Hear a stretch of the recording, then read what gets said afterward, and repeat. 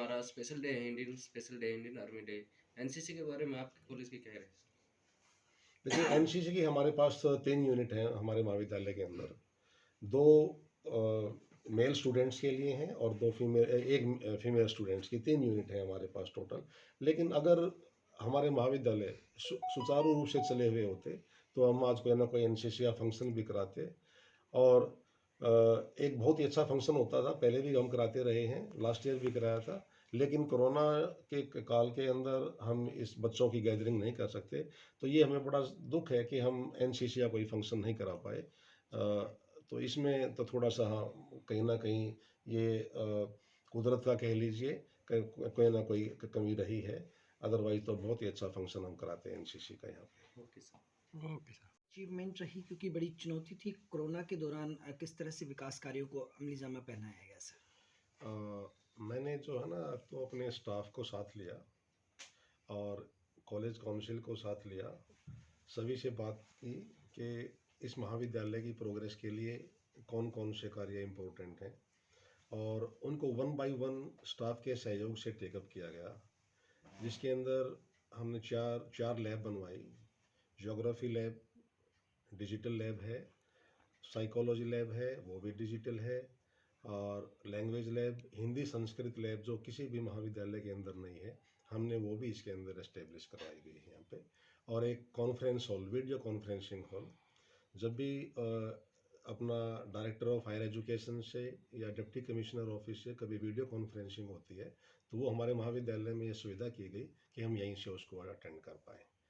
इसके साथ साथ हमने वो एरिया जहाँ पे बिल्कुल आइसोलेटेड एरिया था, झाड़ झंखाड़ खड़े थे और गंदगी का ढेर बना हुआ था, उस एरिया को एज ए चुनौती हमने स्वीकार किया। और एनएसएस के बच्चों के सहयोग से, स्टाफ के सहयोग से, एमसीजी के सहयोग से उसको नीट एंड क्लीन करके वहाँ पे एक बोटेनिकल गार्डन को भी हमने डेवलपमेंट कराया वहाँ पे। और आज ये है कि वहाँ पे बिल्कुल फूल खिले हुए हैं। गर्ल्स टॉयलेट्स की सबसे बड़ी मेजर कमी थी यहाँ पे।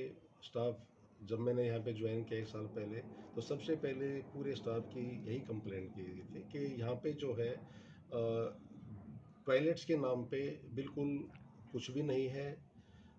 इतने अनहाइजीनिक टॉयलेट्स हैं कि अंदर जाना तो दूर, उनके साइड से भी नहीं गुजर पाते थे।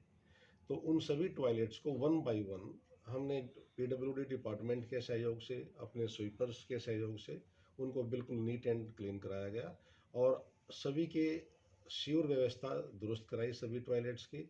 और आज ये है कि वहाँ पे बदबू नाम की कोई चीज़ नहीं है और बिल्कुल हाइजीनिक सारे के सारे टॉयलेट्स हैं। तो 1 साल के अंदर अंदर हमने जितने भी मेरे से स्टाफ के सहयोग से कार्य संभव हो पाए, हमने वो करने की कोशिश की। इसके साथ साथ जो इस महाविद्यालय के अंदर सबसे मेजर प्रॉब्लम मैंने देखी थी वो डिसिप्लिन की थी। आउटसाइडर की एनक्रोचमेंट बहुत ज़्यादा थी यहाँ पे।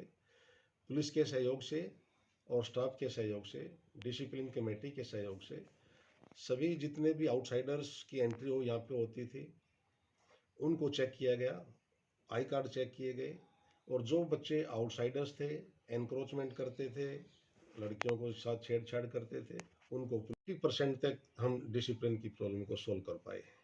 उसके बाद कुछ जो आउटसाइडर्स थे, बदमाश टाइप के बच्चे थे, उन्होंने दीवार फांद कराना शुरू किया, तो हमने पूरी फेंसिंग कराई गई, कांटेदार तार लगवा दिए गए। अब वो समस्या, उस समस्या से भी जो है निजात पा ली गई है। और आज ये है कि हमारे विद्यार्थी फख्र के साथ कहते हैं कि हम डीएसडी कॉलेज के स्टूडेंट्स हैं। सर एक किस तरह से देखते हैं, क्योंकि दूसरे जो कॉलेजेस हैं उनके लिए कितना अभी प्रेरणा स्रोत रहे ये, और कितने का लगभग खर्चा आया पूरे इस विकास कार्य में? देखिए, कुछ एक कार्य हमने गवर्नमेंट की ग्रांट से कराए गए। सरकार ने, जो सरकार की तरफ से ग्रांट आती है, लैब्स की ग्रांट हमारे कम से कम भी इस महाविद्यालय के अंदर 4 लैब्स की ग्रांट 1 करोड़ के आसपास ग्रांट आई हमारे पास। उस ग्रांट को यूज किया गया। सीएसआर के माध्यम से भी हमने कार्य कराए। अब एट प्रेजेंट भी 15 लाख का सीएसआर से हमारे महाविद्यालय के अंदर काम चला हुआ है। 3 लाख के हमने टॉयलेट्स को रेनोवेट करवाया सीएसआर के माध्यम से ही, और बच्चों को प्योर वाटर देने के लिए ठंडा पानी देने के लिए कूलर्स वगैरह आर ओ की व्यवस्था कराएगी, वो भी सभी CSR के माध्यम से कराएगी। तो वो भी कम से कम 5-6 लाख की हमने CSR के माध्यम से एक्स्ट्रा पानी की व्यवस्था कराई, पानी पे खर्च किया। ठीक है, थैंक यू सर।